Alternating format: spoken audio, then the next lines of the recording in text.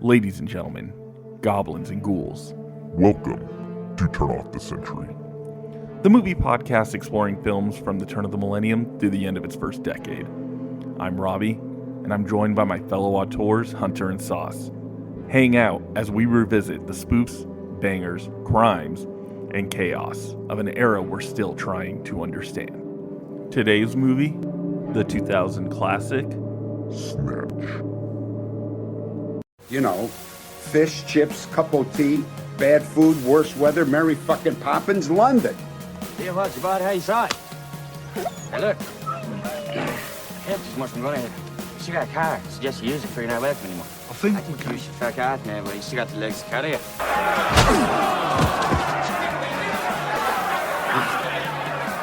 So that's the kind of fight it's gonna be. you want to stay down.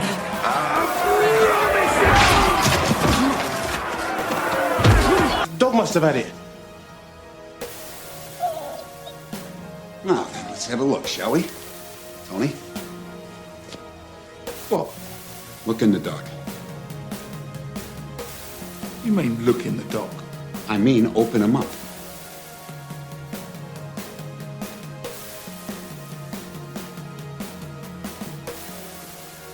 Oi! Welcome to Turn Off the Century. I'm here we're eating beans on toast with sauce on. Oi. And Hunter. Oi. Jesus Christ. England sucks. That was the best impression that I could muster, and I hope it was something. That's something I was worried about, and we didn't talk about it in the prelim here before we hit record. It was like, let's not do the thing where we all try to talk Cockney and suck fucking dick at it. Hey, yours isn't too bad, honestly. Thank you.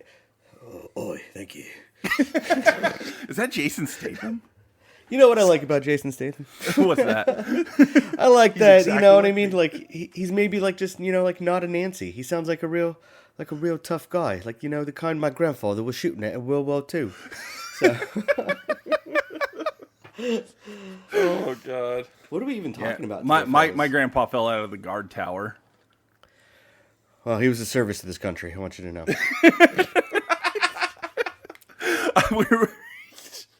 We're talking about the 2000. Did we decide, is it 2000 or 2001? So, okay, I mean, like, I guess on the promo material we made, it'll say 2001, because that's when it came out in January of 01 in America, but it did come out in 2000 in Joliet. So, Yeah. fuck Okay. it. You know what? I guess we were pedantic about it before. Let's not be this time. Who cares? It's the 2000/2001 classic Snatch Yes. by Guy Ritchie,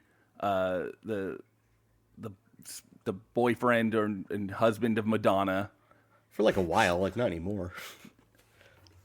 They dated for a while, and they were married for a long They're time. married, weren't they? yeah. Fun fact, a seventh of this movie's budget went to getting the Lucky Star song in the movie. It cost them over $1 million. Damn.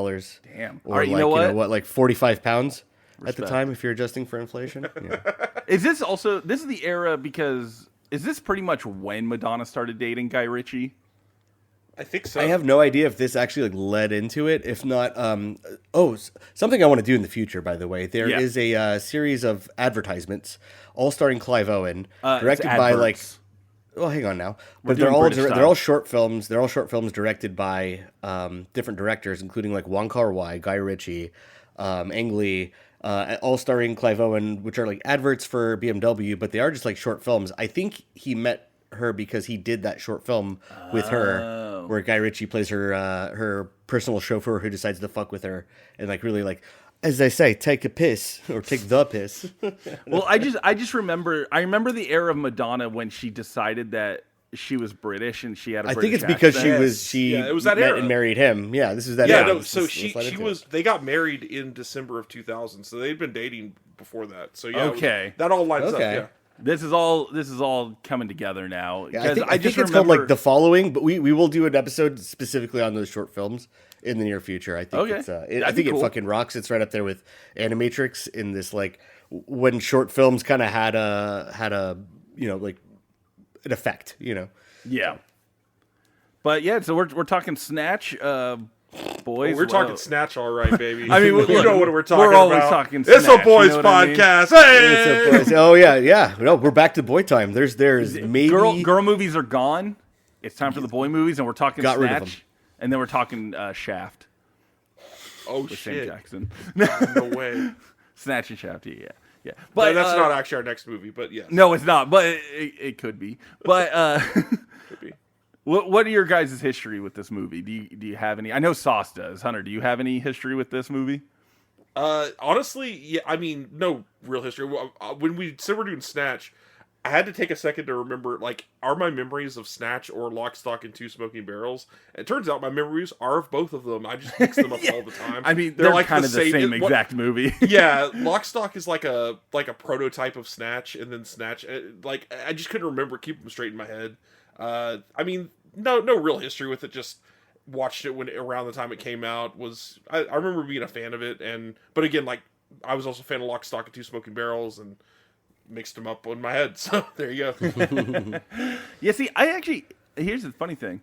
I actually kind of liked Lock, Stock, and Two Smoking Barrels a lot. When You I was always young. recommended it to me when we were in late middle school, early high school. You were like, 'cause I think I oh, caught if it you on, like this, like, you're gonna like HBO. Lock, Stock, and I didn't literally watch it until about 2 years ago. That's so funny. I'm gonna say I actually like Lock, Stock better because some of the stuff I was remembering, I do like too. things I was excited to see again. I was like, oh yeah, that's in Lock, Stock. Well, it's funny too that you didn't watch Lock, Stock until later because Sauce, I think you're the reason I saw Snatch back in high school. Because Yes, I never saw this in theaters, but I wanted to so bad. But Yeah. it's very funny how at the time it was just even like advertised like it's so British, and that the only American thing in it was going to be Brad Pitt, but playing an Irishman that you can't understand. I think is it my turn to go like my experience of this Yeah, one? yeah, go like, for it. I Yeah, could- go but into back it, back in my super autistic watch, I would just watch a trailer over and over again. Back and in just your- get Sorry. sure. But once I had the PlayStation 2 and I was like just full like pull the ripcord and just like yeah, buying you could just DVDs. watch anything. I remember the DVD for this because, like, you know, I'd either make money on the side or get allowance, and I remember the DVD for this being very unique. It was a part of a collection called Super Bit Deluxe, which had an all like silver border, and they actually like minimized the poster to like be like much more centered in the screen.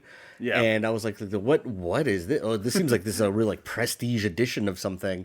And it always like looked at me from the Best Buy counter, and I was like, after, you know, having my Fight Club phase, I was like, well, it has Brad Pitt still being apparently like hot and fighting people. I should just buy this.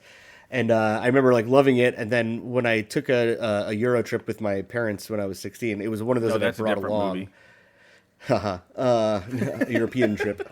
Watched Euro Trip recently. It will be a fun episode to do too. Yeah, I can't wait actually.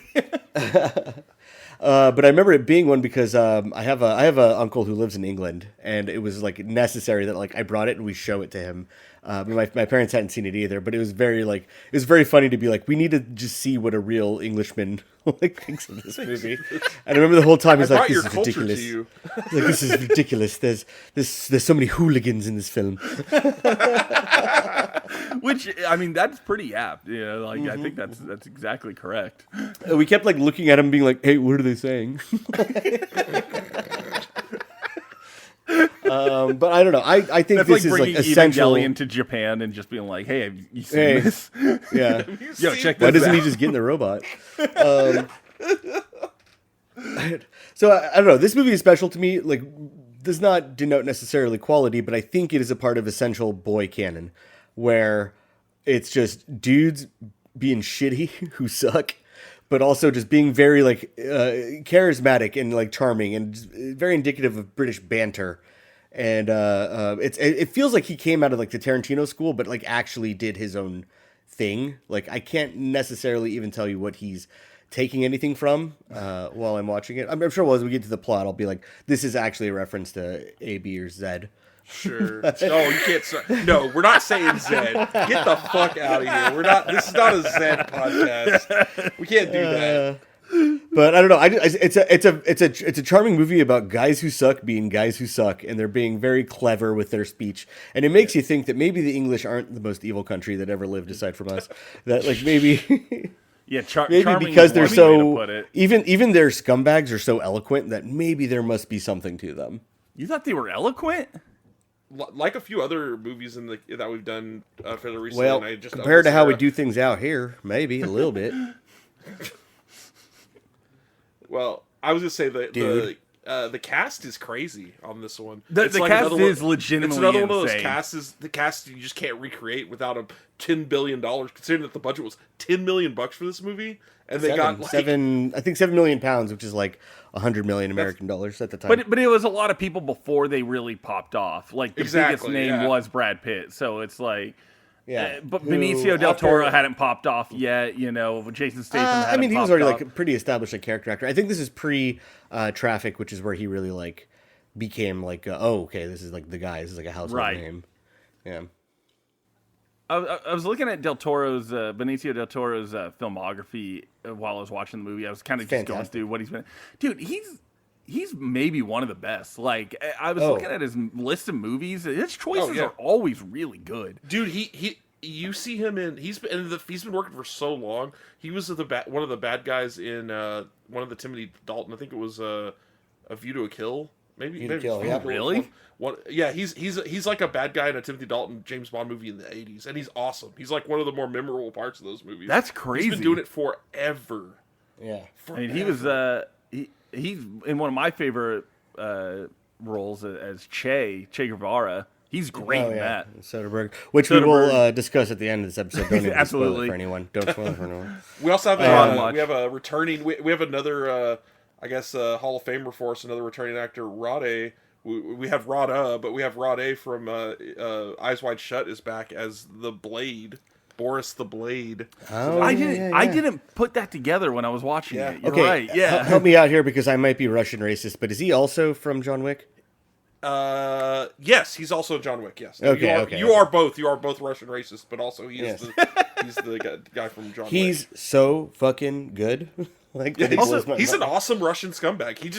He found an archetype and it's like, okay, cool, that's me. I'm a guy. This one, I will say, This is he's probably one of my favorite role of characters his, in this movie. hands down. It's I love so Boris good. the Blade. It's such a conceptually, it's just funny that like he's just like he has a bullet dodger. He just doesn't die from being shot. That's his superpower. Is just can't be killed. Also, Stephen Graham in the movie, and I feel like Oh, Stephen yeah. Graham's one of those guys where like I recognize his face, and I try to think about like what movies I've seen him in, and I realize I can't ever really figure out what Really? he's been in that I like. I mean, Irishman. Irishman, fucking Boardwalk fantastic. Empire, and stuff like that. Yeah, he's And- great. Yeah, Boardwalk he's Al Empire. It's like one Capone of my in favorite. Boardwalk. Yeah. Yeah.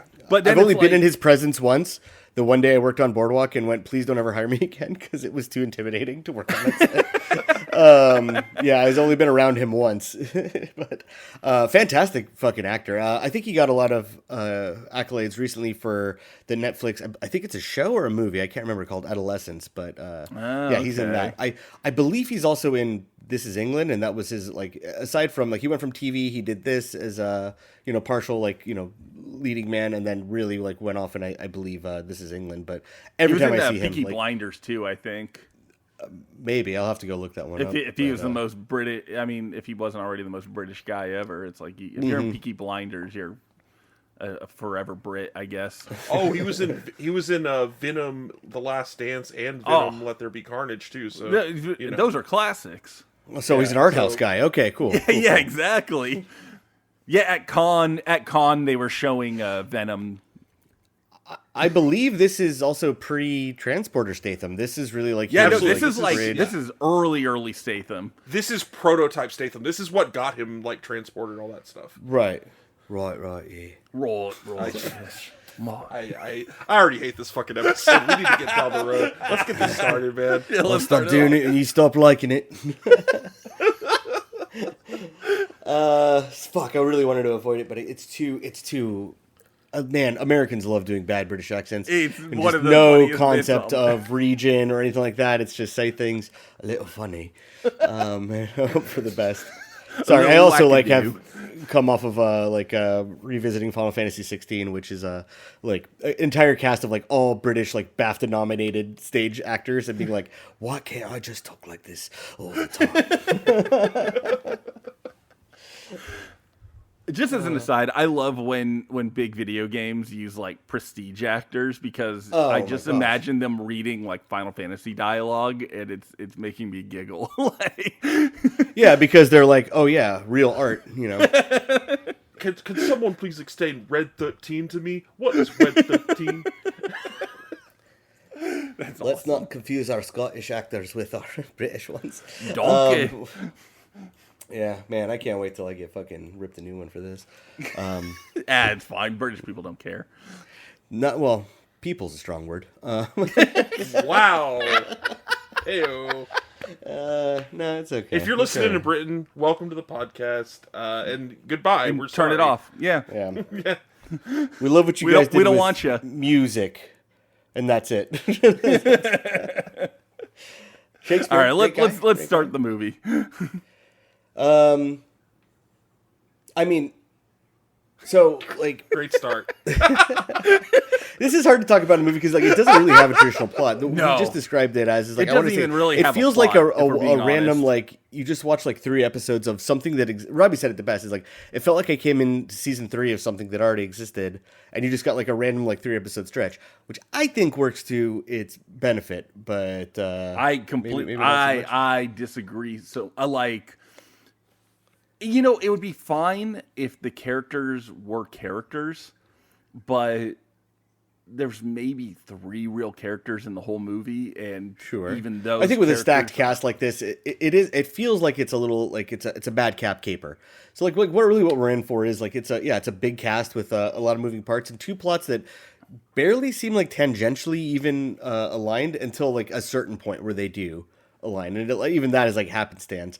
I feel like this movie does have this a sort of like Robbie, you're gonna hate me for this, like a little bit of a French New Wave where it's like it is kind of fly by the seat of your pants. And, yes, like, but French New Wave movies try to say something, and this movie doesn't say. No, I think this movie says that anything. England sucks. It is a core entry of the England sucks canon. 86 carats. Where? London. London. London. London? Yes, London. You know, fish, chips, cup of tea, bad food, worse weather, Mary fucking Poppins, London. It's a I mean, like, deep Which canon. we've actually already explored on this podcast, which is crazy. Like No, we're returning to it. This is that's funny that we've actually got 2 in the canon now. Yeah, it was Lord of the Rings was the first one, and then That's Right. the first. Yeah, that's what I was thinking of. It's Lord of the Rings. I said, which is why I can't wait till we do Children of Men, because it's like even the Mexicans agree England sucks. Well, so I wrote down in my notes that this movie felt it felt like Goodfellas for dumb guys. Sure, and I think like it wears its inspirations on its sleeve without really ripping it off whole cloth like Tarantino does, and because of that, I low-key respect it probably a little more. I don't respect it. Because even all right, whatever. But I anyways, know, I'm this is saying- gonna be a fun episode. I also wrote down that it's Boondock Saints for people who think they're above Boondock Saints. which I am. So But you're you're not. right. You're not. I don't know. I am, but I don't know. Yes, I am. Yes, I do. I am. I'm also above Boondock Saints. I think I sit somewhere between you guys on this one, though. I don't hate this movie, but I think it's probably the fact that I can't even like being so far separated. I was mixing up with Lock, Stock, and like getting those 2 like interchangeable to some degree. It feels like it just didn't leave much of an impression after a little bit of time. It's like there's images and stuff that stand out, like Brad Pitt's character, stuff like that. But it's just like it's kind of like candy. You just like ate it. It's fun while I'm having it, and then I'm like, okay, it's done. And there's something. Well, Robbie texted me this morning, going like, "Yo, on this revisit, like I straight up like don't like this shit," and I was in the shower and I couldn't not respond. So I'm literally like responding to this, or I'm like, I will give you this. Like it does. I've said it before. Style is substance. Like shut the fuck up. This is one where I'm like, but I get why when you say style isn't substance, this is probably where that would apply. You know. That being said, much like candy, much like sugar, I rail that shit. I think it's just there's made such a thing candy as like order. just fun. You know. I can't say I've made the most amount of sense when I'm like on a fucking bender, and that's kind of what this feels like, and that's kind of why it's a lot of fun. Aside from that. For a movie with like all this weird little like banter and it is almost infinitely quotable only because they're all having very banal conversations, but a very you can only fun way understand of saying it. 30% of it. it almost like for a movie to like demand rewatches though. I don't know. Like, have you guys rewatched this a lot? Like over the last like say 25 years now since it's been out. No, I remember No, I watching it when couldn't I was in imagine. like high school, and then I don't think I ever watched it again until today. So This is Wow, definitely okay. one I've caught on like HBO or something like that at Right. various times. But like I couldn't see myself rewatching this all that often. Honestly, it's fun. It feels like one of those perpetually in people's DVD collections type of movies. Where Yes. And again, I think it has to do with the fact 100%. that they that case was so decorated. I don't think there's anything else in that like Super Bit Silver Series collection. Like it's just Snatch. It's just Snatch. I want to say Desperado might be in that. Series. Desperado's Yes. a good one. I think I you're have right. that DVD of Desperado in that series.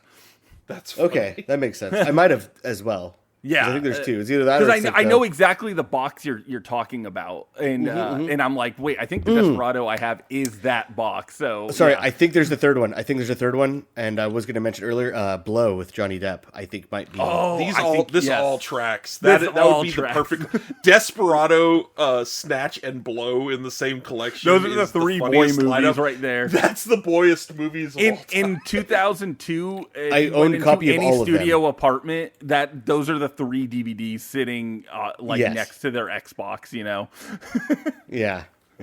I'm just looking up Superbit right now because I'm really curious Go for what it. type, because based on what you described, the movies that, oh god, yeah, this makes a lot of sense.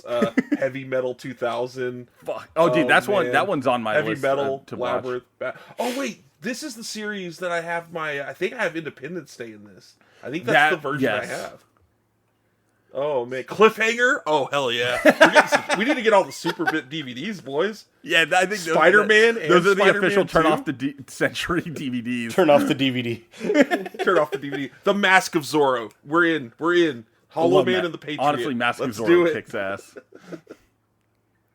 But Oh yeah, man. Oh wait, no. That was actually the Snatch was a Superbit Deluxe. There was actually only 5 Superbit Deluxe movies ever made: Hollow Man, The Patriot, The Mask of Zorro, Snatch, and Charlie's Angels. holy shit. Do you need any other all movies? could end up on this show. Like that could be our next 5 episodes. No kidding. Holy shit, that's awesome. What a run. Yeah, that's a Superbit Deluxe. fucking, damn, that's awesome. I love it. That's so good. Hey, we were just so- talking about it. SWAT was one of them. We're just that makes talking sense. about Woof. David Ayer. director David Ayer. Yeah. So also, I want to say before we get into it, I just want to say this movie also reminded me of a movie that I really like and also has Brad Pitt in it. It reminded me a lot of Burn After Reading. Oh, Okay. Interesting. In a sense that but see, again, I guess my problem with this over Burn After Reading is that Burn After Reading, the pointlessness is the point. And Yes, I In can Snatch- see that. That's a movie where plots are disparate and they intersect, but you never really get a resolution. Whereas this one is disparate plots. You get a resolution, and the resolution may feel a little empty. yes. And it's just like, again, For half the cast, it's about like who's everyone chasing down this diamond, which Yeah. we're about to get to when we open. yeah, up. let's just kick it off, I think. Yeah, so we were introduced to our two leads, Turkish and Tommy, played by both, Statham, Jason Statham, and Stevens. Stephen Graham. And I'm saying, I think, right from the beginning, they kind of let you know. I think the movie's assuming you've either seen Lock, Stock, or if you haven't, here's the more budgeted version of it. Right. It's out of the super independent, super what I like about Lock, Stock is that it really feels like it was made for nothing, so it was just made Yes. with passion. This I think feels that's enough why I people always saw liked that. it when I was younger too, is because it really did feel like a true independent movie when I watched it, and it Right, just yeah. felt very cool and interesting and It's. I feel like kinda it's like the edgy. difference between Pulp Fiction versus Reservoir Dogs. Reservoir Dogs. where Yeah, it's- absolutely. yeah. I think that's a good way to put that. Which again, Also, I everybody wanted came to- out of this Tarantino school of they all ripped him off. I think this is the first one that successfully did it to a career which has made him one of the most financially successful directors of all time. Hands Also, down. I It's want just to. wild. I have 'Cause this he's funny not that story good. as I put the movie on today. I was so confused because I watched it pretty early in the morning after I had breakfast. I just threw it on, and for whatever reason, because I watched it on Amazon Prime, and for whatever reason, it had automatically switched the language to Korean, and So I started watching the movie, and it's that opening scene where he's talking to the guys in the room, whatever, and it's in Korean, and I'm like sitting there, and I'm going, oh, this is kind of interesting. I don't remember this, but maybe I could not figure it out for the fucking life of me. And then when it gets to the scene where they're all dressed as the Hasidic Jews, and they're still talking, but I noticed their mouths were just really not matching at all. And they were speaking Korean? Did that not also? Hey, man, I thought it was some weird artistic choice that I was like, I didn't remember at all. It would have been incredible. It was if in you the just watched morning. it in Korean the whole time. That would be so funny. I probably would have liked it more. Oh no! Sorry, guys, my allergies are really bad. Editing will be a pain in the ass. I'm sorry, Hunter. I'm not editing it out. I'm just gonna make it easy. Yeah. Vertical Limit is on Superbit. Vertical Limit actually whipsack. Anaconda, Knight's Yeah, Tale. all right, now we're talking. Dude, oh my god. They have The Quick and the Dead on here. Oh, hell yeah. Quick and the That's Dead one of my kicks ass. favorites. Yeah. The one. If we when we do the one for the episode, we gotta get the one for Superbit. Dude. I have it on That's how it is. UMD. Shit. It's the right way to watch it. That's not gonna work. Yeah, but yeah, so this is the opening where we're getting to like it's fucking So I mean, we're introduced to so it's the movie's narrated for the most part by the character Turkish, played by Jason Statham, and I mean I don't know, I think it's good like tone setting where it's the whole like we're going to be very British about this. We're also going to like talk very Cockney or whatever this interpretation of Cockney is, and you know like he's explaining like, oh, I like that Turkish. I'm named after a flight that crashed that my parents met on. Very cute little charming character moment. Tommy says he's named after the Tommy gun. He's actually named after a ballet dancer. I'm like, I love that. Like, there's a couple like everybody's so. This movie is like pure like masculinity core. Like everybody's fucking tough. Nobody's a fucking pussy, you know. And they're here talking about like, well, what do I know about diamonds? All I know is they come from Antwerp. And then we're put into the actual like intro of this movie, which I think this works. I liked all the Hasids coming into a diamond exchange. And this one of which is Benicio del Toro in disguise doing, I mean, some of the all-time weird guy voice work. Like I imagine a younger Tom Hardy watching this and going, well, this is what my job should be. I should play a weird little freak with a weird little freak voice. That is what cracked me up about watching this movie, is that it's every actor deciding that they need to be weird little freaks the whole movie. Yes, It is absolutely. Every actor like using their tongue and like making faces and like sniffling a lot, and it's just like I have my problems with this movie. I really do. But the thing that actually holds it together is I think all the actors are very good, except for Jason Statham. But all the actors are very good, and they are clearly putting they're like having fun with their roles. So I can understand that.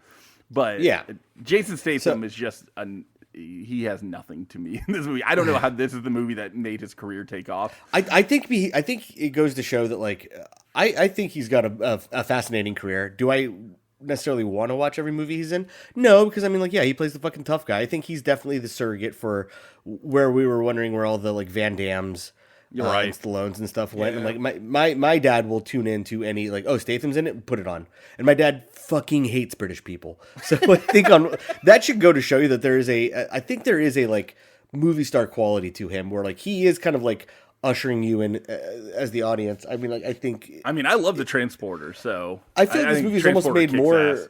I feel like this movie's made more for American people than the British audience who got it for a whole year before they got it. Where it's like, sure. I feel like he's a good like surrogate, being like, all right, I'm gonna lead you through this sticky world we live in, you know, like in the. Use all he gets to be like kind of I think the flatness is kind of an intent too, even though it does make him kind of like the straightest of the straight men of the whole fucking movie. But it's like he's the easiest to understand. He's speaking flatly. He's just, I mean, yeah, it's still kind of hard to understand sometimes, but he's just like, well, he's just using like terms and like lingo and slang that you don't understand. But like, I think you follow, which is what makes it kind of nice as well. I don't know. There was just a point like halfway through the movie where they do this like thing where they are trying to make me feel like I'm supposed to give a shit about Jason Statham and fucking Tommy, and I went, wait, are these supposed to be like the main characters of the movie? And it kind of pissed me off because they, up to this point, have done nothing, and they continue to do nothing. They kind of just wander around and kind of half-ass dialogue. I don't know, like they really, there's nothing to say about those characters, and I feel like those are like, well, I mean, like they're defining quality, and I think like there isn't an active, because everybody in this movie is just like a straight up like weird criminal. They're just different shades of a not necessarily like acceptable lifestyle in America, or sorry, in America, shit, Jesus Christ, in the world, in England. Like they're the only ones who are like, at least they're trying to like kind of go legit. Like his initial fucking issue is that like, what? Well, they're not kinda. criminals. They're the only ones who aren't necessarily criminals. The only thing is that they're involved in like illegal boxing, which is like gives them ties to the criminal world. Which is why I think That's that not they're that's the straight not men. true at all. They are criminals. Those the gambling parlors they're running are illegal. They are criminals. They're just small time criminals. Gotcha. It's Bricktops, like it's like different orders in the pecking order. Like they're just like, we're in a shitty caravan, which hey, for us Americans, that's what I'm saying. Like an I RV. think, sorry to cut you off. I'm like, that was what I was going to get to. Was like that is their motivation. Like they just want a slightly better like trailer to do business out of. Yes, you know, like yeah. because they live Which in I it. think You know, like that's fun. That's Yeah. a fun little- yeah, but that and how gets- everything spirals out of control because they just wanted something a little bit fucking nice. You know. I get, but they abandon that so quickly, and it turns into something Because else it becomes so life and quickly. death, really, like at Yeah, the, but they don't. But they never drop seem of- like they're scared of anything, because everybody in this movie is a tough guy. except for not the pussies, three, Robbie. Are except you- for the are you three, pussy? the three black gangster guys. Which They're- are just like Those are my you know, favorite like, characters of the movie. fake jewelry fences. Oh yeah, no, they really like steal the whole movie. Sorry, Because let's just get to the fucking heist. Sorry, Benicio Yeah. del Toro is going through the security cam footage, and like this is where we're dropping the actual like credits of the movie, which we get a weird like real movie credits, and then we get a fake movie credits, which is I think kind of fun, and it almost is like, okay, cool. Like I assume that I'm going to see this guy later, but del Toro is pretending to be a group of rabbis with a bunch of other robbers, and they sneak into a jewelry exchange in Antwerp, in Belgium, where they pull off a heist, which I think they use the Propellerhead song from The Matrix. I can't tell, or I can't tell. I if couldn't it's tell modulated. either. Yeah, Yeah, after rewatching it again last night, I was like, the whole like, this is just such a fun like. They really just do the whole like, let's just move the camera around and go crazy and just do the whole the dream of like, could you just knock over a jewelry place with your boys and be a bunch of professionals, you know? And I think it's really fun, and that's also where we're introduced like Benicio del Toro. Absolute piece of ace in this movie. Holy shit, is he so good looking? yeah. Like, He's yeah. hot and he's looking cool, and he's talking in a weird little freak guy voice. It's like Robert Pattinson also saw this and went like, "That's me, obviously, That's right?" my guy. And they steal an 84 karat diamond, which is I kind of like this as like the MacGuffin of the movie for maybe just half the cast. The rest of them don't even know it exists. again, that's a big issue. I feel like this is like Half one of those the movies movie that was kind of doesn't like mean made to like anything. fly by the seat of your pants, and like I think they hit so many like snags in making it where they're like, well, we just have to like work around it and just get it made, which kind of all in all, I think it works out for it in the long run. I guess. Otherwise, that's why I wouldn't have its notoriety. But yeah, so anyways, this robbery goes off. He's got to go deliver this diamond, but he's also a gambling addict. That's why he's Frankie Four Fingers, because he's a dipshit degenerate gambler. And I remember again, some of this is where some like the stylishness, the flourishes are so awesome. Is that like, you know, we're introduced also Doug the Head, who's a jeweler, talking to Cousin Avi, who's an American, played by Dennis Farina, all-time classic Yeah. American, fantastic in great this movie. role. Maybe his best role ever. I'm not gonna lie.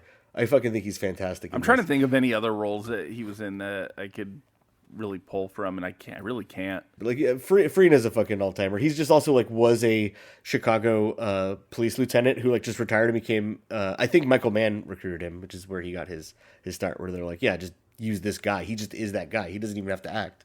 So You it's know, he has a line which I think I wrote down, which I actually did like, where when he's talking about going to England, and he goes like, "Where are you going?" He goes, "Oh, you know, bad food, worse weather, Mary fucking Poppins." I was like, "All right, that's a cute line." Oh, yeah. Yeah. I'm saying like, this movie is like infinitely quotable. It's going to be actually kind of hard for me to suss out where I'm going to drop clips in, but we'll go for it as we go. Also, But yeah. speaking of Benicio del Toro, we're neglecting his best role of all time, and that's in Big Top Pee Wee. The Pee-wee's Big Adventure sequel. Can't say I've seen it. So I just wanted to say that. We won't be doing that one on the show. So go search that out, guys. Okay, so I don't know. This movie's like twisty. It's a little bit hard to like be like, how do I like navigate the fucking plot going forward? Well, because there is no plot, truthfully. Right. So I And mean, there's- I don't know. and I'm just the gonna move through characters are it, and we barely can like, characters. yeah, I'm just gonna move through it. I don't know if everything necessarily requires dissection. no. I just think it's We could it's we fine. could just jump around like the rock movie and roll, does, man. honestly. Yeah. Yeah. So this diamond is stolen. It's supposed to be delivered to both cousin Avi and Doug the Head, but Freaky Four Fingers is a degenerate gambler, and the Russians want to steal this diamond, so they essentially conspire to get him to go make a bet and then use that to rob him. Now, I think we take a break from that, and we see that Turkish and Tommy want a new caravan, and they're training a boxer named Gorgeous George, who's a big ugly man. Love that. I love a guy whose name I love a big 300-pound man named Tiny. That shit always gets me fucking happy. Classic.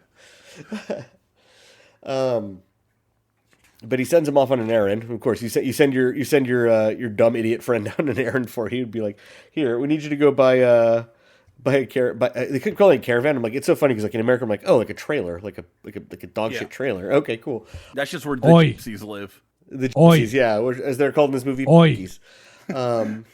Or they're called too. There's a lot of words we shouldn't say on the podcast that they're called. Probably You're right, not. editing Hunter. Definitely. just add some bleeps. Great. And then let people guess on what we're saying. Awesome. No, I'm excited about this part of it. Yeah. It's funny. I'm looking at my notes, and I can see where I was enjoying the movie and exactly where I stopped enjoying the movie because I can see where my notes stopped being taken. This is feeling somewhat more arduous, I think, than other episodes. So I'm a little bit lost. Where I'm like, do we just have fun with this? Do we just go? I mean, Have fun with this, man. I Don't say we worry fuck about it. around, and because again, It's the fucking plot, Snatch, man. the plot means nothing, and like, no, yeah, and the characters are also nothing. And so one-dimensional it's at just best. like, But also, again, barely can- barely one-dimensional. yeah, like paper thin. But at the same time, I think the actors are so good. I think it all comes down to the actual script, which I think is fun. It's fun lines delivered by okay. what? I mean, I think it is. Yeah, the script that we just said doesn't make sense, and also No. We said the characters are plot, paper thin. but I think the actual dialogue in this movie is what sells it, and is what gives it its rewatchability. Is that I think that's it's from the weirdly- actors. I don't think that's from the script. I think it's the actors. but it's the lines that they're saying. You know, it's guess. a lot of fun. The actors didn't come up with it on their own. You know, yeah, but they put their spin on it. If they weren't able to do that, what they're doing, and they didn't have the caliber of actor they had, this movie would be nothing. so let's do this. How about this? Rather than go down the plot, which we've already kind of decided, where I'm like, I'm already being like, it kind of twists, it turns. You don't spend too much time. It really doesn't dawdle or wasting time. Let's just talk about each of the characters, or like the character groups, and how we feel about them. Yeah, that's so fine. I mean, we are introduced at this point to Mickey and the Pikeys. Like, You can have a quid. Oh, you're a real tight fucker, aren't you? Now, there is a problem with pikeys or gypsies. What you doing, Potter? Get out the way back. Can't really understand much of what is being said. You tell me. Come about the caravan. Mr. O'Neill, Fuck, man. Tell me, Mickey. It's not Irish. It's not English. how are you? Fair, what is my kindness with the horses, you know? Like, It's just pikey. fuck me. Just look at the size of it. How big are you? Hey, kids. How big is he? Big man, that's for sure. Hey, man. Come on, look at the size of this fella. Bet your back's a little. Conscious work. You look like a boxer. Get out of the way, Mickey. See if the fellas would like a drink. Oh, I could murder one. We know murdering done around here, I don't mind telling you. Get your hands out of there, you cheeky little shite. Cup of tea for the big fella. Come on. Don't be silly, Mickey. Offer the man a proper drink, right? You little fucker. Is the big fella not coming with us? No, he's minding the car. What do you think we are? Thieves? I know, nothing like that, Miss O'Neill. He just likes looking after cars. Get dogs. Do you like dogs? Dags. What? Yeah, dogs. Dogs. Do you like dogs? Oh, dogs. Sure. I like dags. I like caravans more. You're very welcome. Brad Pitt, I think, is the only real character in the movie. Other than the three the black gangster guys, I think other than them that he's the only real character because he actually does have something. He likes his community. He loves his mom, and he's just trying to like protect his mom and take care of his mom. And so you can actually like root for him in that except like, and then he's still like a criminal like the rest of them though because he's trying to like screw them out of buying a shitty trailer, which like you can tell like they're all kind of like conspiring. Like it almost feels like they plotted this whole movie out to work around them to their favor until the part where it doesn't, you know. Right. But so I mean, like, and then also like this is probably the most recognizable part of the movie is the fact that he talks in an incomprehensible Irish accent, you know, just okay, like okay. It's funny thinking back of what I like before I watched it again today. Thinking back of what I remembered most of this movie from when I saw it in high school, it's Brad Pitt talking in a way that I can't understand, and I remember thinking that was like a very funny bit. When I was younger. And I still think it's a good bit. Again, I think Brad Pitt's actually really good in this movie, and I think he's the most interesting character of the movie. Also, he's the hottest he's probably ever been in this movie, so... and this is like coming off the heels of Fight Club, where he already he was already really hot. Where every straight guy got the idea that like, wow, this is that guy's fucking hot. I want to be him. Thank God that's not a plot in this movie. Like, I mean, truly, he is one of the original, like, literally me characters I can think of just like every boy wanted to. You see a guy like that, and you're like, yeah, dude, that's who I want to be when I grow up. I want to look like him, which obviously. Yeah. And, I mean, Hunter's close, so. I feel like we're getting there. I'm maybe like 6 months off, and I've got it. Okay.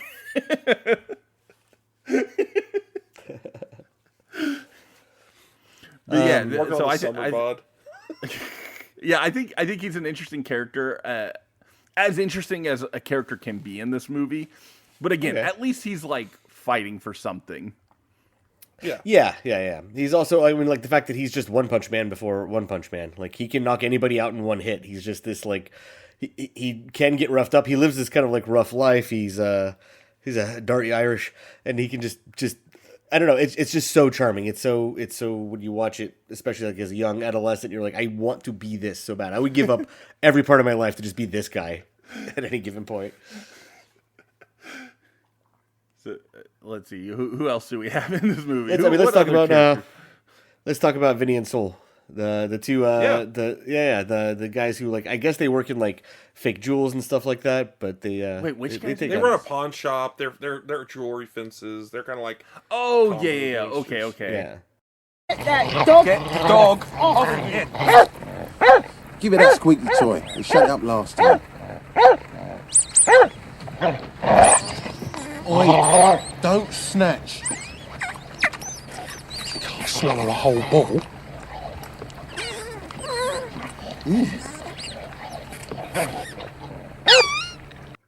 And Tyrone, who comes into play with them too. Tyrone's great, dude. Yeah. Apparently, Guy Ritchie met Tyrone in a paint shop and just liked him so much that he like stayed in touch and always said like, I'm gonna put him in something. Like you can't not put this guy in something. Tyrone had my actually, and I will say this, he had my favorite bit of the entire movie of when he's trying to get out of the car. And it's staying on him as he's struggling to get out of the car. That did actually get a very big laugh out of me. Hey man, before I started looking like Brad Pitt, that is like a thing that I've experienced in small cars, so I get it. Man. Again, so these are the other three characters that I actually did like of anyone else because, again, I think they ostensibly feel more like the main characters because they actually like come across almost literally everybody. Yeah, but there's also like real tension. Like they keep fucking up every step of the way, and they make it a point that like they are fucking up, and this sucks, and we're dead meat. Yeah, if we're caught fucking up, so they're on the hook for all of it. You know. Yeah, right. Whereas like again, that's my problem with all the other characters is that half of them don't even know what's happening in the movie, and then the other half are just kind of like aimlessly wandering through the movie. So it's like when we get away from these characters, I'm just going, well, why can't we just watch their movie? Because I'd rather just watch what they're up to rather than fucking Jason Statham. I mean, you're really mad at the Statham and Tommy Dude, thing, but because that's fine. Because again, that movie, it's like. I mean, I can tell you like why like this happens, so therefore like they're not like the irony. There's an irony to it, which makes it funny. Where it's like this all started with them just trying to get a caravan. Now they're like negotiating caravans to get a crooked fight to go down with a guy who won't go down in a fight. I get the joke, with like the scariest villain of all time. You know, I get the joke, but like Statham doesn't. He's not scared of anything. Seemingly, he doesn't get affected really by anything. He's not about anything. He doesn't really like. I don't know. He has nothing going on in his character. Him and the jewelers have the same fucking plot where it's they got in too deep way too quick, and everything's about trying to like undo it to try to. But they're not put back their status quo. They don't seem worried. Is like where it bothers me. Like, even though they're in over their head, it never feels like they're in over their head. It feels like they're just kind of wandering let's move on around. Then to Bricktop, which I mean, played by Alan Ford. I think like a fantastic villain in that. Just like, what if a guy was so British that he was just the worst person ever? You're always going to have problems lifting a body in one piece. Apparently, the best thing to do is cut up a corpse into 6 pieces and pile it all together. Would someone mind telling me? Who are you? Then when you've got your 6 pieces, you've got to get rid of them, because it's no good leaving it in the deep freeze for your mum to discover now, is it?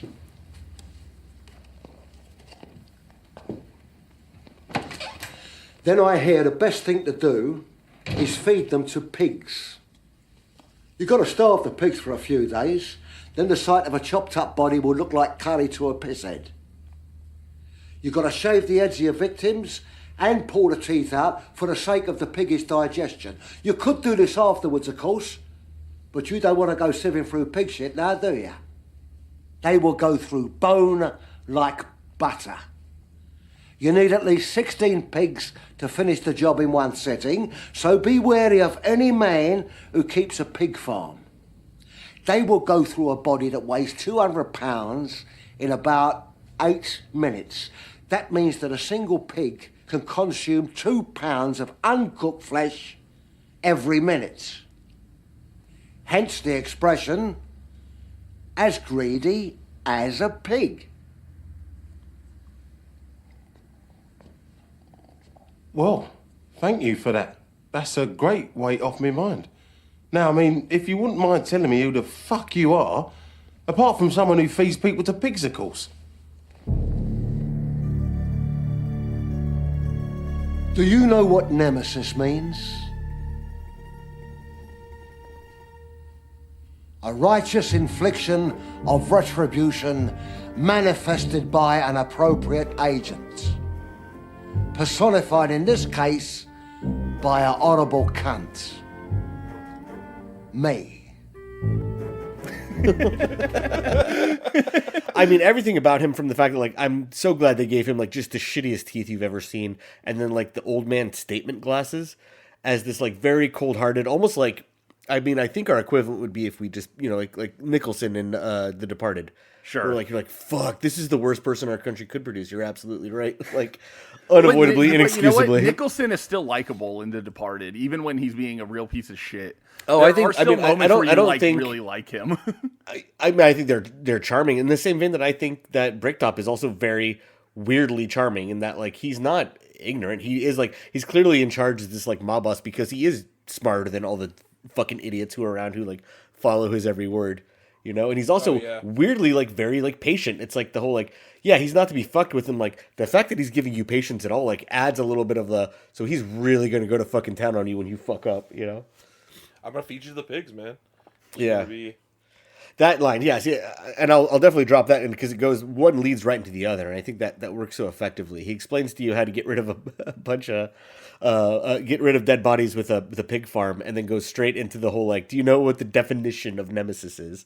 And it's like, if anybody talked to me that way, but then also just came in with like 6 other guys who could fuck me up, I'd be like, okay, man, you got me. Yeah. So I think I've decided. I think this movie only works if you're, like, doing the dishes while watching it, or like doing housework. Like if this movie is actually made for like TBS viewing or FX viewing, where commercial breaks would probably help this out a lot. And because we only had an I think expert if you who could actually tell us- sit there and watch I think the we would movie, need I think maybe we should hit pause and find an expert on this. So, particular so anyway, it does work better. So that's actually, I think, I want to say this movie was on TV. Oh, I it think that's absolutely probably- was. Yeah, it would come on a lot, I definitely, think. because I've definitely seen this on TNT and stuff. Censored, obviously, but Right. I think that when I said HBO earlier, I'm pretty sure I meant TNT. But it's like, because I'm thinking about it, and it's like there are little moments in this movie that I enjoy. I mean, it's a movie and comprised of little moments. I think pieces that of that is its dialogue, charm. But that's the whole. But when you sit down and try to watch it in one go, it's a movie of nothing but little moments, and then it just becomes tiring. And I just want them to just shut the fuck up and tell me like a story. And there is no story. And it's like, again, if I were just like doing dishes around the house or just like picking stuff up and I look up every once in a while and I hear a little witty piece of banter, I'm like, oh, that's kind of fun. And then I can go off and do something else while they aimlessly wander around. And then like Guy Ritchie throws in some screeching sound effects or whatever. You know, it's like, I think the movie would work better. I think it should be edited and cut down for TV is what I'm saying.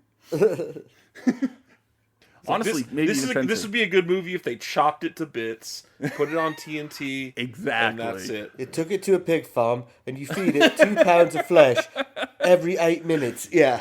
I will say though, there are 2 really good needle drops in this movie. What do you think there? Because also I didn't realize until this most recent viewing where I was really like looking for them, because I had heard that they had to spend like $1.2 million just for the Lucky Star needle drop twice in the movie. So the Lucky Star one isn't the one I'm talking about, even though that is a decent one.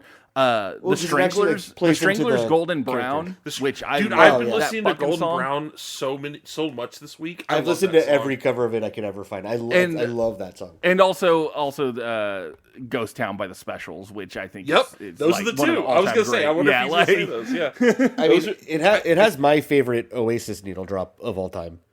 I think it's actually my favorite Oasis song, hands down. That's yeah. I was gonna say I think the Madonna one's the most overrated needle drop in the movie. I agree. Actually. Well, no, I think because that one actually like goes into the character. So Vinnie Jones, I believe he was an actual like football player turned actor, but he was like straight up like a football hooligan. So much so that he was arrested before his shoot days. So what should I call you? Should I call you Bullet, Tooth? You can call me Susan if it makes you happy. And it was very hard to get him onto set. So that rocks. There's a bunch of scenes in this movie where they found a guy who looks, I mean, truly so much like him that you cannot tell that it is a double. That's awesome, actually. Yeah, that's so. He's Bullet Tooth Tony. He was a guy who was like shot 6 times, with a revolver, and he still didn't die. So he had those bullets encased in gold and put on his teeth. And Lucky Star plays whenever he gets shot, and then in the later part of the movie, when he's torturing somebody for information, it comes on the radio, and he's like, "Oh, love this song." You know what I mean? He's like, he would love that song because it's the song that played when he should have died and he lived. It might have kept him going. I think it's a very cute that's one where it's like there's some character in there for you, Robbie. If that's character, here's the character. Man. That's all the character you get. Yeah, that's all you get. Oh wow, that's a deep character. Okay. Wow. Jesus Okay. What? I mean, what is this, Scorsese? Oh my god. Oh man, fight incoming. Anyway, not even. No, it's because it's not even like necessarily worth fighting about. I'm just like that's what I think mean. it's a very silly movie. Nothing. I think you should write. You know what, Sauce? It's not worth fighting about. You should just write Robbie off. You should just be like, no, you're not worth fighting. You're wrong. You know what? If he does that, I will fly to California and I'll beat the shit out of him. Shut up. Oh, what's that? What's that? I said shut up. All right, Hunter, you're going to come with me to California. We're going to fly over there and you're going to referee. You'll do nothing. Shut up. Boy, we're going to show up at Sauce's house and do bad British accents while we beat him up. You just wasted money on a flight.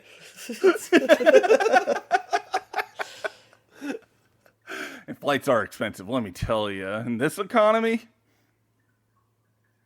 Guys, get it's back funny into because I it. did not picture that this would be the movie where we'd like crash out and be like, "What the fuck are we talking about here, man? What are we doing?" I mean, but what else? I mean, honestly, I'm going to say this. This is probably the most respectful way to talk about the movie because this is kind of how it's presented. I mean, you're not wrong. So it's like, fuck it. Like, just talk about whatever. Well, let's talk about, I don't know, the Democrats. Let's talk about them. How about any other are there any like scenes that like stick out to you? Because like for me, it really is just it comes down to like the boxing fight at the end where Mickey's already fucked things up royally a few times by like not going down or just knocking somebody out in the first round. He's supposed to go down on a fight to help. All right, so here's Rick the scene again. that actually pissed me off because it was actually a pretty decent scene, but I also feel like it was unearned. When they kill Brad Pitt's mom in the trailer and they light it on fire, I think that's actually a really good scene. And it's so kind of, it just feels kind of unearned because like they don't take any other piece of this movie serious at all. And then here's the one thing where they're like, all right, take this serious. And you go, It is kind of weird. It's a little jarring. I did remember when that scene comes up. You almost think like they say they burned it alive, and she's still inside, and you're like, did she get out? Because it's like there's no way you're gonna kill her mom in this movie because you haven't done anything to anyone ever other than those like two guys that Bricktop killed earlier for fun. Like everyone keeps getting away with it. Everyone just keeps getting away with everything. So it's kind of interesting. and then they kind of move on from the mom pretty quickly, which I thought was weird. Well, no, but that they draw attention to that too, though. They were like, I thought it was weird that he got over his mom pretty quickly. Is that immediately? True, yeah. So I'm saying that scene I think is probably fantastic. Maybe like my eye of the duck because it coalesces with the satisfying part of the ending after the boxing match. Is that I think some great like just all time like nonverbal face acting from Brad Pitt. Everybody's holding him back as he's trying to run into the burning trailer, and I mean like his perfect like Hollywood face on the screen, so vulnerable. Like I said, like that's a scene where I'm like, whether you are straight, gay, man, woman, anything like that, like you are so.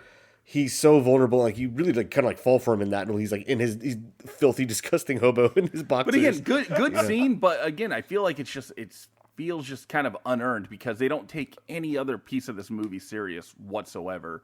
And well, so because now I think they're like like, all right, take this as serious. the British say, taking the piss is like he's jerking around very serious people over trying to negotiate getting a caravan for his mom, and like they have several scenes where they drag out about like that's what he's like negotiating for, and he'll do it even though he's but after unreliable. that scene, the real scary fucking people are like, here's the level we're playing on. But then it you're doesn't not going to need continue that. It doesn't continue. No, it does because like with you're that. not going to need the damn caravan if your mom's not dead. If you don't do this for us, you and all your friends are next. It's like but they don't really. It raises again, the stakes. They don't. It raises exists the to raise the stakes, stakes. but then they ignore those stakes, and it doesn't really matter at the No, end. it doesn't ignore him because for the rest of the movie, you think that that is what's at stake, and he's having But an no one existential treats crisis. it as a real threat. Everybody does, except for him, which is like seems really weird.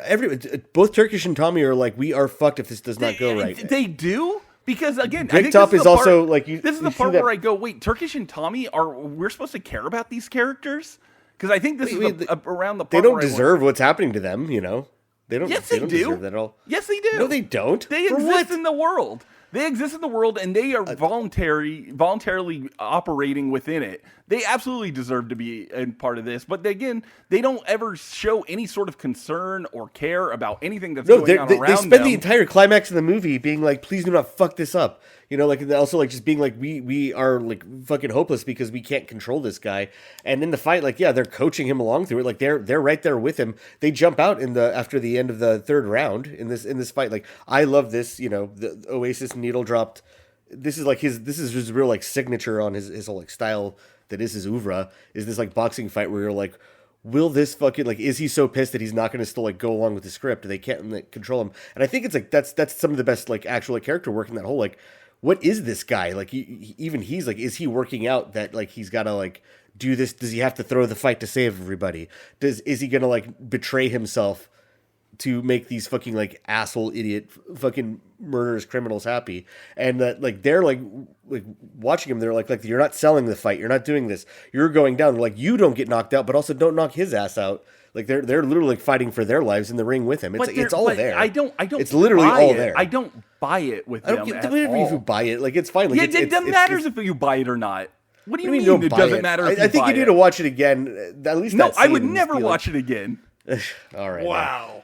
I don't know. I think it's very funny, by the way, that y'all said y'all were not going to fight during this. This is awesome. I know, because I'm just saying, like, it's all there, and then that's maybe because it's very fresh in my mind, having watched it last night. Where I'm like, it is all there. I don't say you necessarily like it, but it is there. Yeah, but that doesn't. Who cares? There's a lot of movies that things are just there. That's great. Wow, you did the bare minimum of a movie. Awesome. What? How much more do they need to do? There need to be like some other like Christopher Nolan third act plot where they have to like defuse a bomb to make sure it could all fucking happen at the same time. Yeah, maybe that would be a real movie. Wow. Sure, man. Jesus. Okay. Well, I will say this scene that the boxing scene when you were talking earlier, Sauce, about I think it's good because you don't know what's going to happen. There is suspense because you don't know what's going to happen. I do think though, but they don't care about what happens. They do care. They do care what happens. Oh yeah, the scene where the dog runs and then they go, oh, the dog has a diamond. I get what you're saying. That has nothing to do with the boxing scene, bro. Yeah, that's what I mean.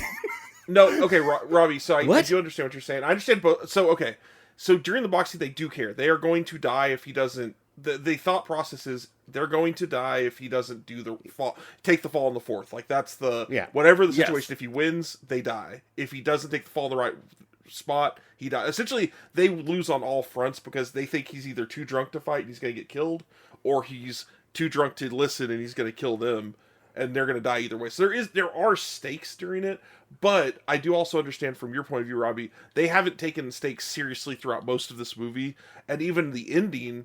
They still seem to not take stakes very seriously during the ending. Like there's no lesson there. It's like I understand shit. I disagree that the boxing scene doesn't have stakes, because I do think that is the boxing scene's awesome. I think if you remember one thing from the movie, it is that boxing scene. Like where he goes completely horizontal. Yeah, it's so full of like editing, style. I'm like, this is where jump back and forth.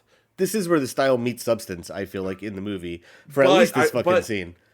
Because of that scene, I would say, because so much of the movie hinges on that scene, and the fact that a lot of the tension of that scene is built from not knowing the twist of the scene, that's also one of the reasons I don't really want, there's not really an instinct for me to rewatch the movie that much, because it's like, once you know the twist. A lot of the tension going into that scene, like, I also watched it last night, and it was like, oh yeah, that's right, they don't, I remember how this twist works out. Once you start going and you kind of recall what's happening, it takes a lot of the heat away from it for me. And nothing. I will say nothing beats the first time seeing this movie. I think it's really cool. I think that that scene in particular is just, it stands out. Yeah, it's a fun one to drop on people who then also haven't seen it first, because it's that whole like, he doesn't go down in the fourth. He actually shoots back up and wrecks it at the critical moment where it's like it all feels so like what the fuck, and it does even the zoom in on them to go, now we are fucked. Like there is no getting out of this. All he's got to do is stay down. Now, we are fucked.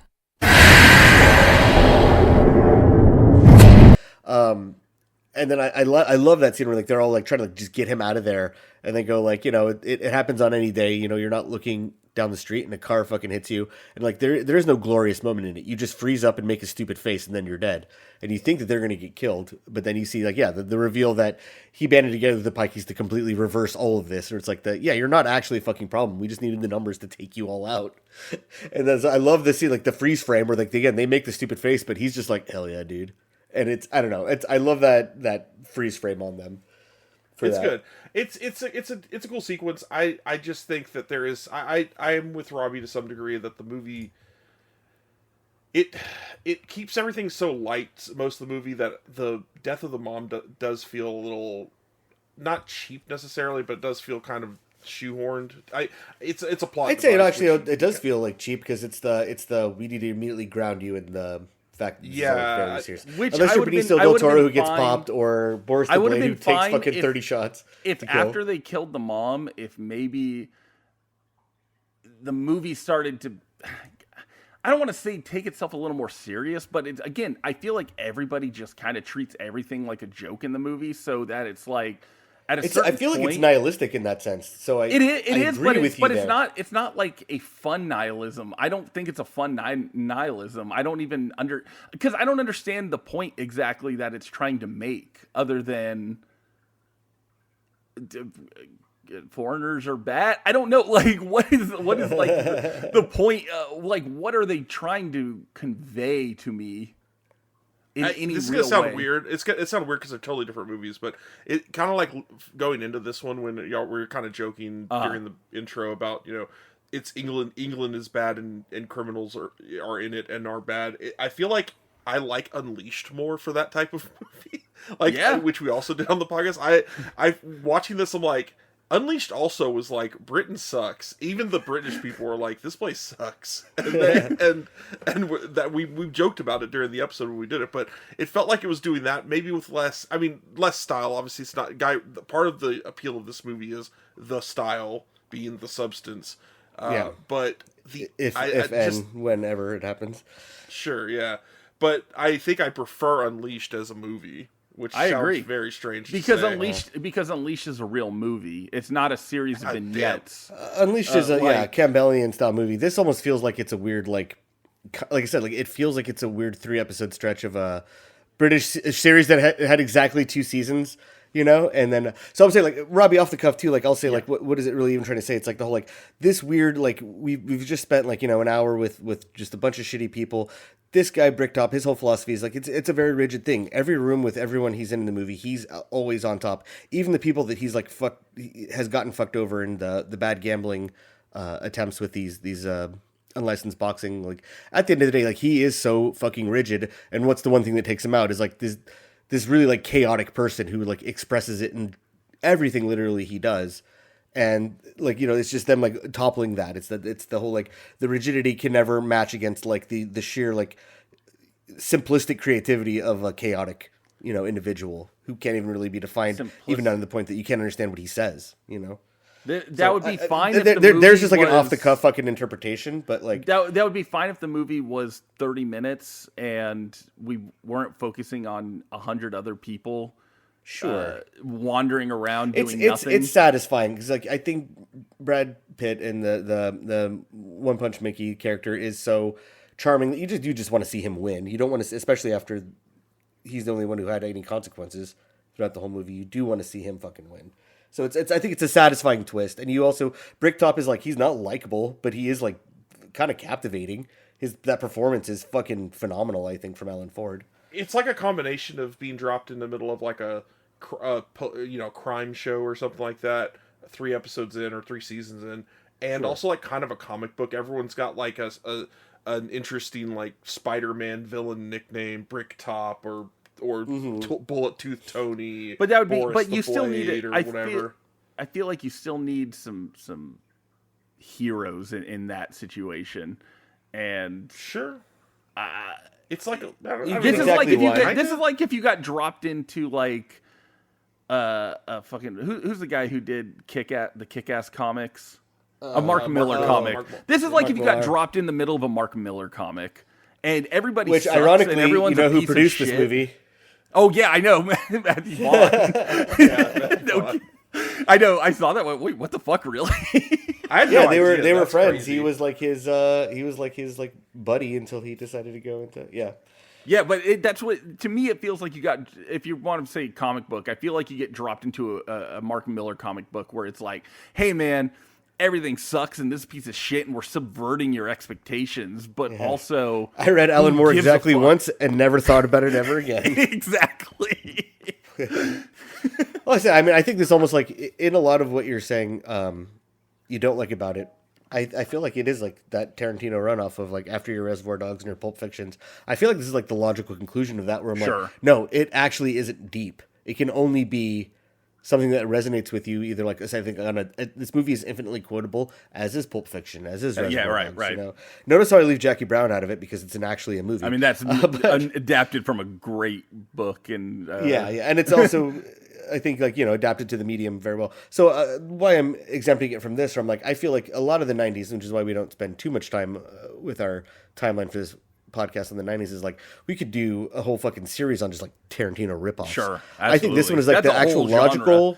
I think this one's a logical conclusion and essentially deserves the only accolades out of all of those. In that, like, I think it kind of breaks it down into the whole like it actually isn't special. It's just at best charming, with dialogue that's written very like in a very fun way, a very quotable way, and you get a few like stylistic like action scenes where at least this one also had the benefit of like showing you some of it and then doing its own thing and not just outright ripping somebody off. In fact, he's not only been eating lunch off of this for the whole time, but like a lot of other people have ripped off Guy Ritchie's style of action. And I disagree with Robbie about another thing about there not being substance. I think like this style, I think it's worth it to watch for the style alone. Like you said, style's the substance in this case. I think that's what I get out of it. It's interesting to see like the burgeoning start to Guy Ritchie's career, like with this and Lock, Stock, and it's the editing and then he went, I don't really care. Then he made his money, and then he was on, and he's like, but he also like he oscillates between doing like big studio tentpole features and then going back to doing this style of movie, but with like a Capital One commercial lighting, is what I've noticed. Well, everyone's favorite Robin Hood is Guy Ritchie's Robin Hood. Absolutely. Yeah. Hell, I almost wonder if maybe Rock and Rolla would have been a better episode to do for Guy Ritchie. Interesting.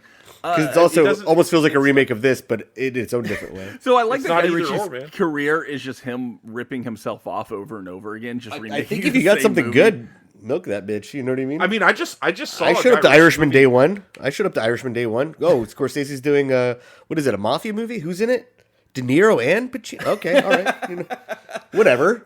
But here's my problem. Here's my problem with the style of substance argument, because I understand what Sauce means when he says it. I do. I don't think it's a generalized like.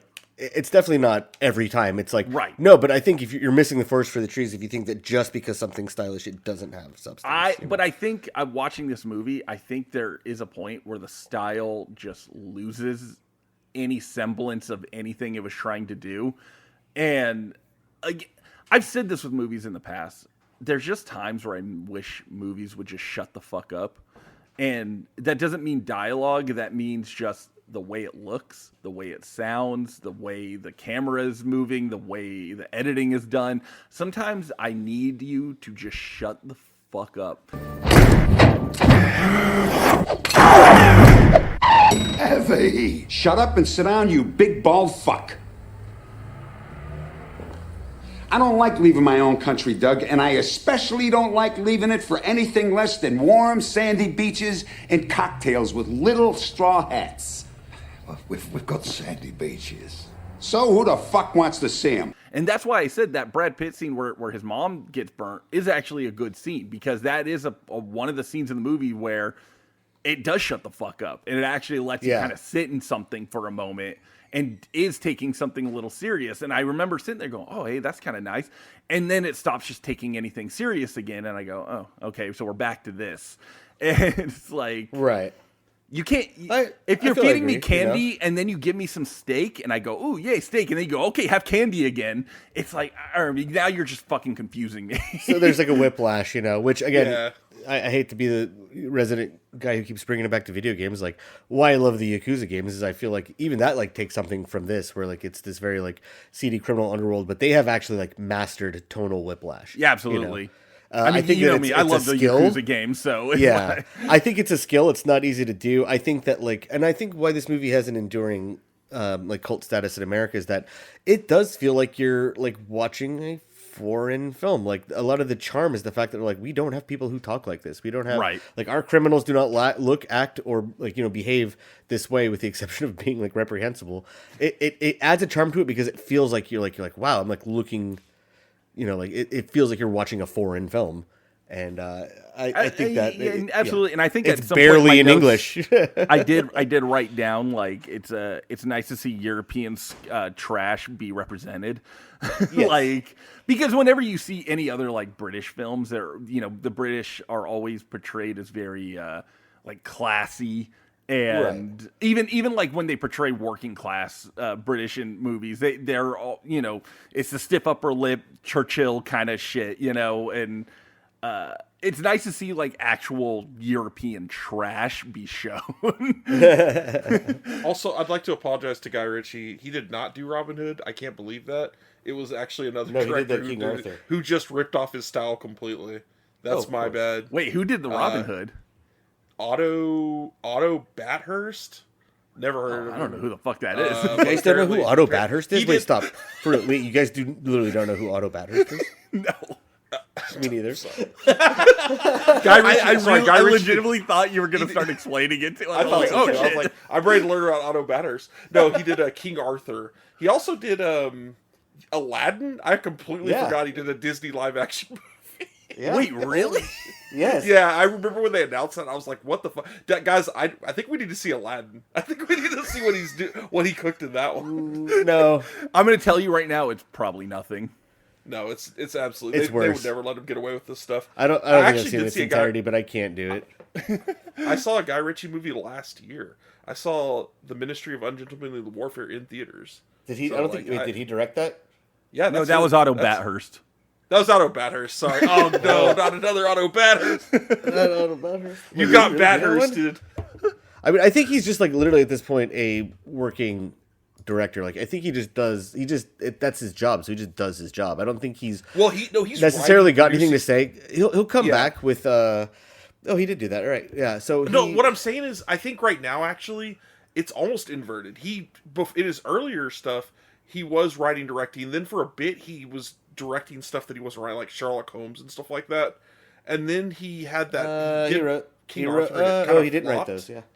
Yeah, he did. Yeah. But now he's back to doing movies that he's writing, directing, and producing again. Like I think he has something to say. I just think what he has to say is like action is cool, and look at my cool editing, because I think that's just what he's got. Like I watched The Ministry of Ungentlemanly Warfare, and it's like it's whatever. It's a World War II thing about a group of guys that like. It's essentially Snatch. They Snatch with World War II. They just run around. They have to go. They have to do like a secret. It's a secret mission instead of a crime. Wait, do they have to kill Nazis and they're all buff dudes? They have to kill Nazis. It's like is there an American and a British guy that have to team up? No, it's all British people.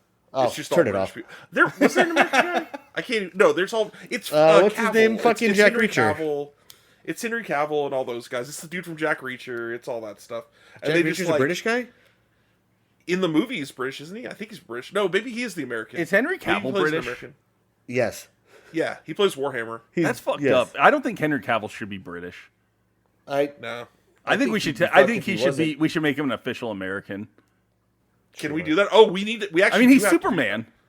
Yeah, that's true. Well, he was Superman. Now he's not. Oh fuck. So. I just think it's fucked up. I don't think Henry Cavill should be British. I don't think that's fair to him or to America. Well, I don't think we asked him how he feels about it. So I don't care how he feels about it. We have the latitude. We are the taste makers. We can control this. Turn Off the Century controls pretty much what you're seeing and hearing. We control the narrative. Yeah. I'm glad this episode has gone off the rails. I'm glad I'm back to like how I feel when we get to the end of an episode where I'm like, well, this is fucking dog shit. Thank God. This is the nail in the coffin. We're done with this experiment. Which is nice. That's how I should feel. Because I didn't feel that for the last two episodes, and I'll be real with you. I was like, oh. So I'm glad I'm back to feeling just absolute fucking like self-loathing. Like by the way, embarrassment. guys, we did not go through most of the plot of this one. I mean, this one is about these weird ass characters. There's a diamond. What do you want to know? There's a diamond. Mostly it's a dog eats the diamond. We didn't. We didn't even mention that. The dog eats the diamond. I will say this. I think we should talk about the ending. Yes, because I am also unsatisfied by the ending. I hate that ending. It's just stupid. It just ends. There's no like denouement. It's just they get to the ending and they're like looking for the Irish people and they've all moved on because they take it off. Who cares? They don't need to stay there. And then they get approached by cops. Killed 30 people. Yeah, they killed 30 people, and the cops appear and are asking Turkish and Delight what they're doing there, and the fucking dog comes out and is like, "Oh yeah, we got that we're walking the dog," and they don't get arrested somehow for being. Well, Hunter, you don't do crimes, so I'm going to tell you right now. There's every once in a while, God just like hands you a little like you can get out of this if you're just clever enough. And at the whole movie, but they're not clever. Not clever. They're just they are clever. They literally be like, yeah, is it a crime to walk the dog? And then they like kind of like just amble their way through it and be like, ooh. So the end is what made me go. This movie reminds me a lot of Burn After Reading. Because I think about the very end of Burn After Reading when they give J.K. Simmons the all the file and he's reading through it and he. So what does it mean? Yeah, what does it mean? Like I don't know, and it's like again that to me that is the major theme of that movie is like that the major state apparatus doesn't really know what it's doing with itself. They're just people just like the rest of the idiots who've been watching the whole movie. Yeah, exactly. Yeah. Whereas like I think with this movie it's just like. It's like, okay, I guess they won. Who are they again? Yeah. Well, no, but also it's very funny to me because like it ends with Cousin Avi taking the flight back, where it's like he just went through all this bullshit for nothing, and then like, oh, the diamond found its way back to him anyways. It's like I was like, it's just like almost like the movie itself. You just wasted your time, but you'll come back to it. Again, the movie just kind of farts in your face at the end, I think. You know what? I don't think you deserve any better, though. I think it's like one of those like, was I entertained? Yes. Like I think it's just it's charming. They talk funny. I like it. England sucks. I watched it when I was in England, and I walked around and went, "This is them." Yeah, for sure. It's charming and talk funny. His face deserved. I think Brad Pitt's hot. I think Benicio del Toro's hot. That is true. That is a good point. I mean, those are both facts. That's not a thing. Yeah, like no one would ever disagree with you on that. That is just objective. So we all agree to agree. Thank you. Meeting adjourned. and we all thought Snatch ruled, and that's boys. We did it. Boys, we did it. I don't know what we learned. I don't think this is honestly. We don't hug and we don't learn on this podcast. Nor should we ever. And you think we go to therapy? You better shut the fuck up. Therapy. We do have some serious business before we wrap up, though. Yeah. We have a defrocking. We have to remove auteur status from someone. We have a. This one breaks my heart. This one breaks. This is rough. This one doesn't actually break my heart because I went back and I looked around and I realized I only like maybe one of his movies. It's Ocean's 11, isn't it? It's Ocean's 11. It is Ocean's 11. That's the thing. There's this like tweet. I don't know who said it, but somebody give them credit. But they were like, no movie should cost more than $80 million. You know why? What was the budget for Ocean's 11? $80 million. You're not making Ocean's 11, so why would you spend more than $80 million? And I 100% agree with that. It's a good quote. Yeah, I mean, he did just make Black Bag, which was pretty good. I thought that was a good one. But yeah, Steven Soderbergh. That's why this sucks because it's like why betray yourself for nothing, you know? But yeah, Steven Soderbergh, he said that he's expecting to use a lot of generative AI in his next project. Yeah, something like that. I don't know. I feel like I sent you guys the tweet like a week ago. And he's excited. He's looking forward to it. And when people came after him and said this is dumb, we hate. Well, he tried to also say that it's like creating art because you have to be so specific with your prompts to get exactly what you want. Like he's writing. Why not just use fucking people? Yeah. Why not just use fucking people then? Or I could pay. Hey, Grok, AI me this very deep script, okay? Grok, can you just do that for me, please? Yeah, I think it's honestly it's something that what's gonna suck is that it's gonna be cumulatively like 10 minutes of his next project, and I'm sure it's to make a fucking point, but I don't know, man. I can't get behind it. We have to have a zero tolerance policy on AI. I feel like it's like you have to, unfortunately. And again, the one movie I like of his is Che. I love Che. I think that movie's great. No, I'm saying that's why this is like heartbreaking. Is like, are all of his movies good? No, but like I think he's always been a very like effective director. He's always tried. He's always been an honest director, right? And he also like he turns in shit on time. Like he comes in under budget. Like it's he's been an example, I think, for a lot of people, and also like hasn't been afraid to like take a chance. Like I saw Unsane. Was it good? No, but I'm like, yeah, he shot it on an iPhone and did it like off the cuff, and I'm like, you should be able to do that once you're an established director. Like, do weird things for no reason at all, other than like it's weird to do it that way. I just hate that logic train took us to, well, I'm just gonna do a fucking 10 to 15 minute AI segment. But don't get me wrong, it was very hard to still do that. I'm like, no, dude, fucking that's not. You could just go find some artists and just go have them do it. Like I don't. it just makes no sense to me why, as an artist, as someone who does, for him, as someone who is an artist, as a director, why you would just go, well, this is just easier. I mean, it's like... Yeah, well, no, especially to take the... Like I said, it seems like he's taking the path of like, oh, it's actually not easier. You have to still be talented and know how to tell the computer what to do. And all it does is just make me realize when I have conversations with, let's just say, like, coworkers or whatever, that, like, I don't think a lot of people understand how, like, say, like, even CGI or special effects work. Right. They think that it's the same thing, that it's literally just somebody with a computer going, you just make plug Spider-Man it in fight and, Doctor Strange. Yeah, and that, like, you just say that. I'm like, yeah, well, literally, like, they look at him, they're like, I don't know what the difference is. What are you telling me? And I'm like, they don't understand the difference between, like, tool and fucking fabricated bullshit. Yeah, it's unfortunate. But anyway, he's not an auteur anymore, so nope, his auteur status has been revoked. Fraud Watch 2026. Fake auteurs, keep your head on a swivel, because brother, we're always watching. Get ready, we're taking down the fakes and the phonies. Auteur status revoked.